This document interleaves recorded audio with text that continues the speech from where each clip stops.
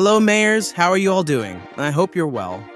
We're here to start another episode of Barboza Cities, our vanilla island. If you enjoyed this series, I kindly ask you to please leave a like right at the start of this video. If you're not subscribed yet, I also ask you to consider subscribing. And always feel free to comment whatever you want, criticize, compliment, and everything else, all right? Well, we're walking around our French lake where we have our beautiful French buildings, our cathedral by the lakeside, to show that it's a beautiful lake. It has a partially developed surrounding area, but it still lacks a lot of detail. And today, in this episode, we're going to make this area prettier and more detailed, just like the rest of the city. Just look at how beautiful this esplanade looks in the fall. In the last episode, we made our transition, right? From the suburb, we have a suburban area here, to a more rural area. And it turned out really cool, didn't it? The urban sprawl fading away, giving place to the patchwork of farms, plantations, and then already 100% preserved forest. And well, in this episode, I want to bring those two things together to connect this suburb with this area here that's already more centralized. And for that, we're going to close off this section and finish the whole area around the lake, and also do some decoration here. And if there's time, which I think there will be, the last episode was pretty short, right? I even apologize to you guys for that. It ended up short after editing, but the raw footage was over 2 hours long. Because really, doing things in detail takes a lot of my time, and it's a pretty competitive process. For me, it actually ends up being pretty therapeutic, you know? But in the videos, it doesn't come through as much. But in this one, I'm going to try to make it more dynamic, all right? Before we start building, I just want to see how much this bus station is being used. We have quite a lot of people here on this specific platform. Yeah, it's the busiest one. The others don't seem to have as much movement, because this line here is the one that goes to the English city, to the industrial area. Let's see what the usage percentage is. Here, look, 106 in use, and we had already increased the vehicles assigned to the line a few episodes ago. If I'm not mistaken, it was around 14, right? We added 7 more, it went up to 21. I'll add 7 more then. Let's bump this up to 28. Yeah, there's not much difference between 28 and 29. I'm going to put the fleet's maximum capacity here. The question is whether we'll have vehicles available for that, right? We have our garage here, and almost all the vehicles are already in use. We're going to have 10 more vehicles available here that will probably already be allocated to meet the demand on this route. It's already going up 27, 28. I think it's going to work out. We'll be able to meet the demand, but it's already time to think about another garage in the future. Maybe I'll build another here when the city expands this way, right? But anyway, let's meet the demand. I don't want crowded lines, I don't want packed lines, and I don't want the buses to have a low frequency, right? I want them always running. Anyway, let's start working on this area. I think I'm going to redo it from here to here. Here we have an elementary school that's really crowded, by the way, and we have a big shortage, right, of elementary and high school education as well. And man, we have a lot of schools spread out, but the capacity of the schools is really unbalanced. For example, this one here fits 400 students, while this college building here, right, is a bigger building than that one, isn't it? I don't know, maybe 10 times bigger, so it should fit how many? 4,000 students? No. It actually fits 11,500 students, which is almost 3 times what we had estimated. So that's almost 30 times more. It's really unbalanced. But anyway, maybe I should even build another school here, one here. Let's see how it turns out. I'm going to move this school a little closer to the corner. We're having trouble with the placement, so I just need to remove the snap from the filters and I can place the school more freely. This is a vanilla alternative to move it, right? Even though it doesn't have the same features, it gets the job done.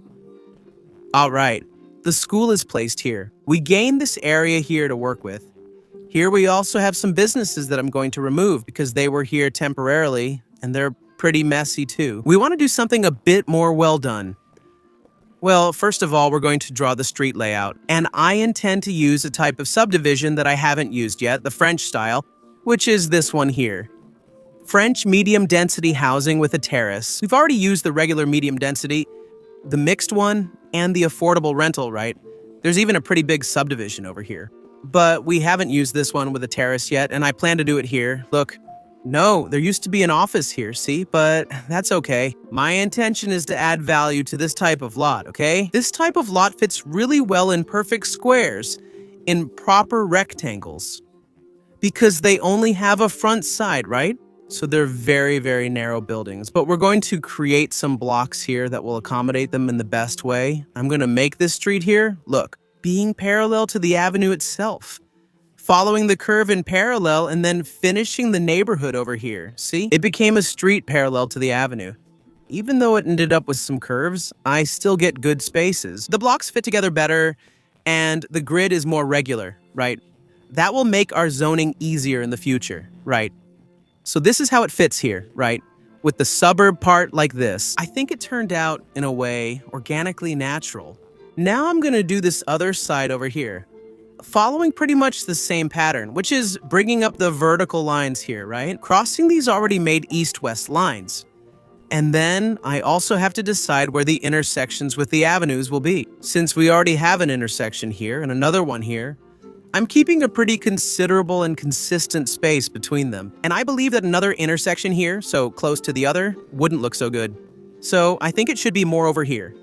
The only downside is that it would move this roundabout to another place. Maybe it'll look better or maybe worse. Yeah, I think it turned out a bit crooked, right? I think bringing this street here more to the center might help the aesthetics, right? And then I'll start building the blocks up here. This first block, these first two, right? The one on the avenue and the one above. I'm using the maximum spacing between them here, which is 6. 8, right? 8 squares, see? Because the maximum depth of the lots we're going to create here is 4 squares. So there will be 4 facing one street, right? And the other 4 facing the other street. The next one above will be 6 squares, so we have a depth of 3 here, and a lot depth of 3 squares up here. This last block up here, I made it with 4 squares of depth. In other words, a lot of 2 here and a lot of 2 for the other street.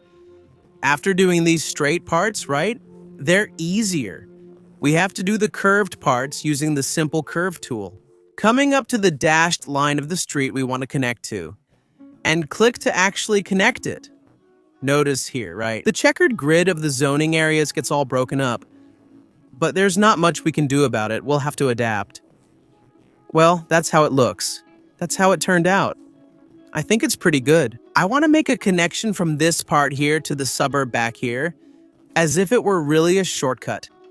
So this connection will go here, look. Well, with that done, it's time to actually start zoning. And I'll start, obviously, with the easy part, which is the squares. Here near the avenue, I think I'll put this mixed French housing. I think it will add more to the landscape, to the view of the lake, right? For us to have this type of architecture around here, I don't think it will grow here, right? Because of the break we have in the road. But that's okay. I make a shortcut here, a park, to access the block above. It's kind of like this, look, a little square like this. See? The use of space here is really efficient. Later, don't be surprised if the detailing is already done, okay? Because I like to do it as I go. Otherwise, I forget the places that I notice need some attention. And here, look. Finally, I'm going to place the French medium-density houses with a terrace so we can see how they look here. See? They're really narrow. Anyway, that style you already know. We've used it before in this series. That's why it's easier to make your job easier when building the block. And also make sure it fits nicely into the zoning area. Then I'll keep zoning all the way up there. I usually don't zone the corner first, because otherwise it grows facing this way, right? And I don't want that. I want it to grow facing this way, towards this street. That's why I usually leave the corners unfinished. And when they build, I go and fill it in. The good thing is that the demand is steady, huh?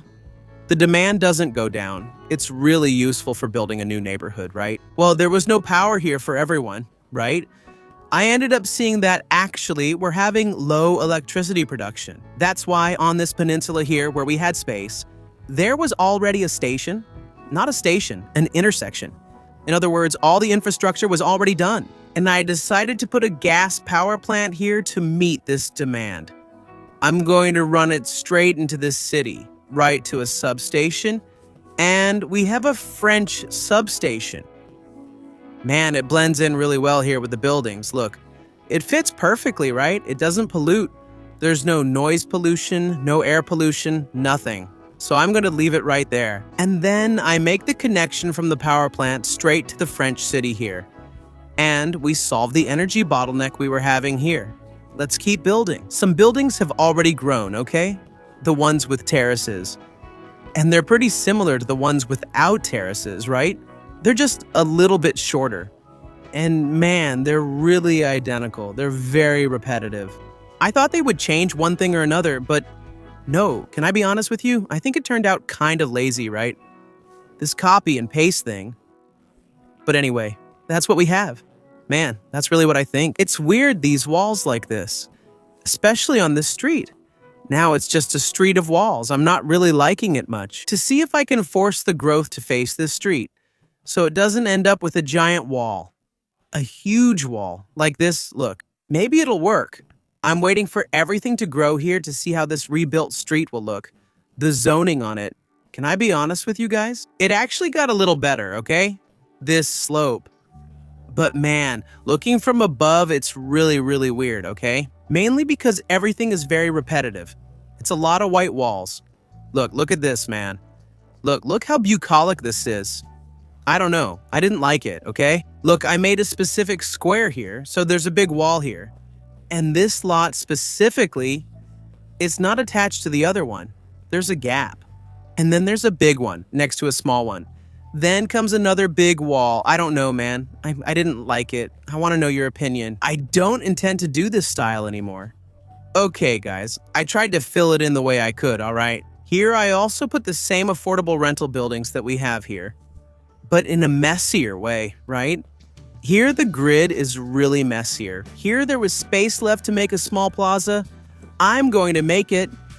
Actually, I've already started making it. First, I'm drawing the grass areas. I put a central square here.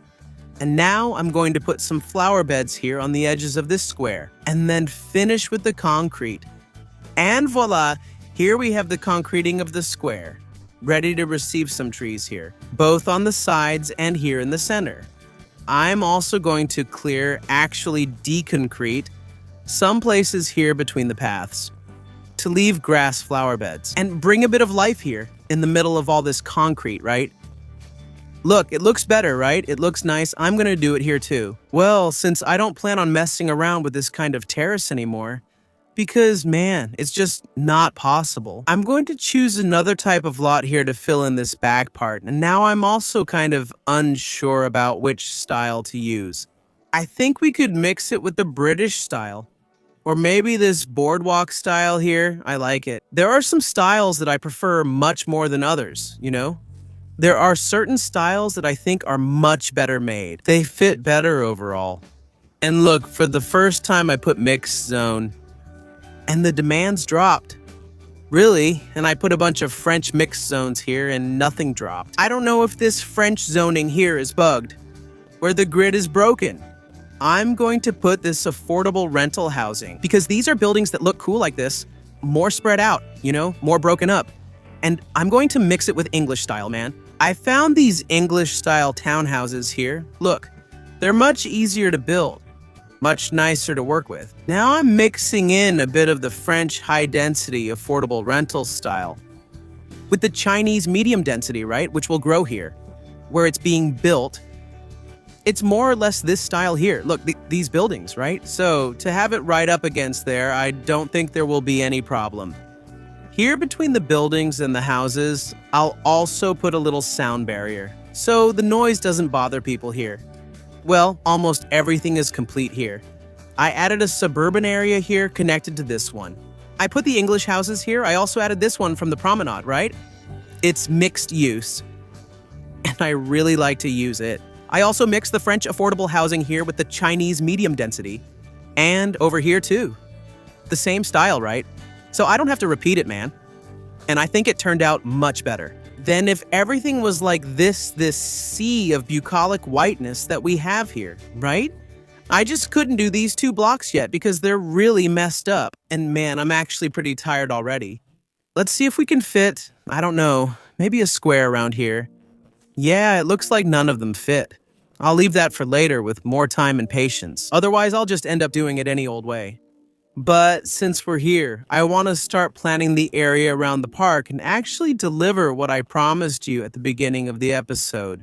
Well, I'm going to come here to the paths, actually to the cycling section, and I'm going to make a bike path around the park. I'm even going to turn off this snapping here so we can do it more freely. Here, where it's really close, right? The water's right next to the street, so I'll have to go a bit closer there. And this is going to be the first bike path here in our French village. Afterwards, we need to start planning what our bike lane network will look like, right? Here, near the station, the water is really close to the avenue. I'm going to fill in a little bit here. Well, this is how the route of our bike lane turned out. Yeah, it ended up even straighter than I wanted, but that's because there are spots where you really can't make many turns, right? I was also thinking about building some bridges from one side to the other. A crossing like this, for pedestrians. Look, maybe take advantage of this tip here and bring this bridge over here. Here, I put some monuments. They even look like monuments, but it's more detailing than a monument. I'll show you here in a second. Look, bring this path all the way here. It's a shortcut, right? All the way to the church. And then it's this kind of shingled style that I used in Central Park in Bahia de Barbosa. There in our city. It's a United States style, right? Here, I think we can also take advantage of this land extension to create a pier. I'll leave this arch. Look, I'll give you the option, okay?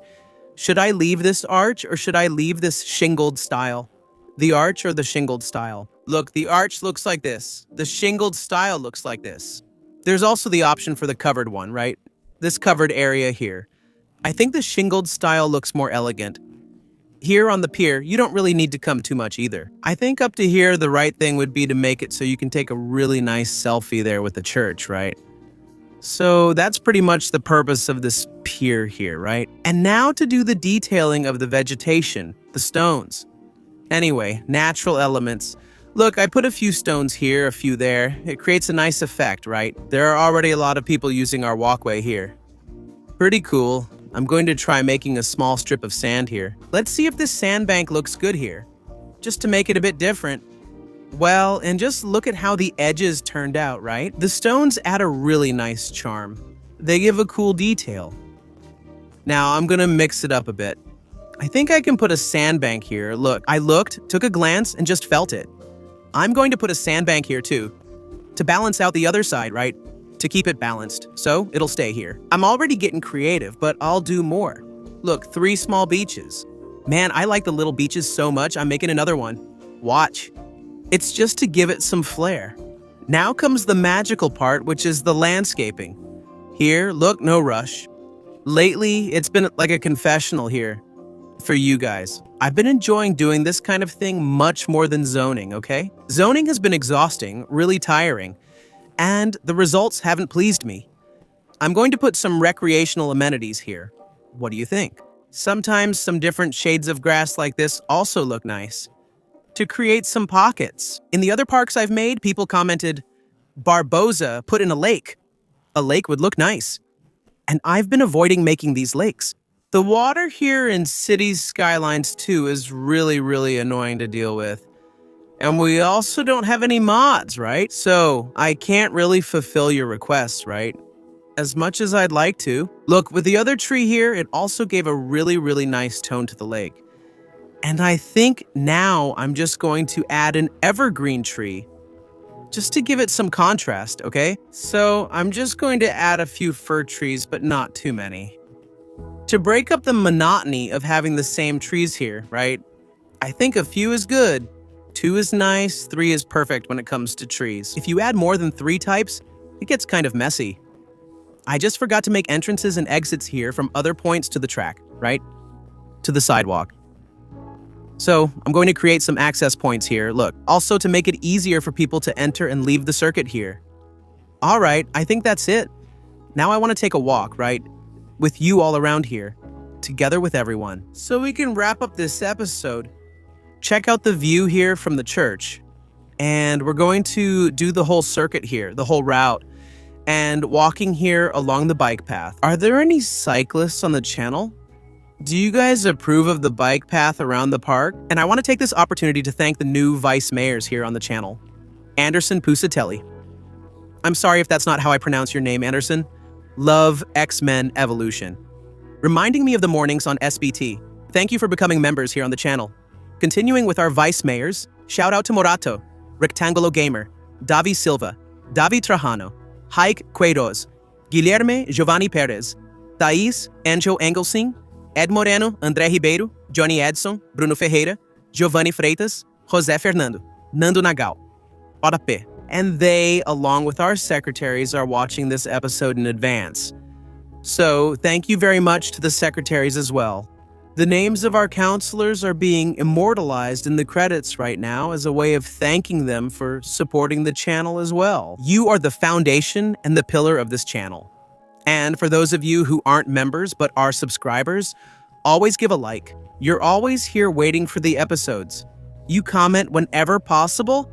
I have eternal gratitude for you. Thank you so much. This channel is made for you, so enjoy. We're always together. A strong and warm hug. See you next time. See you.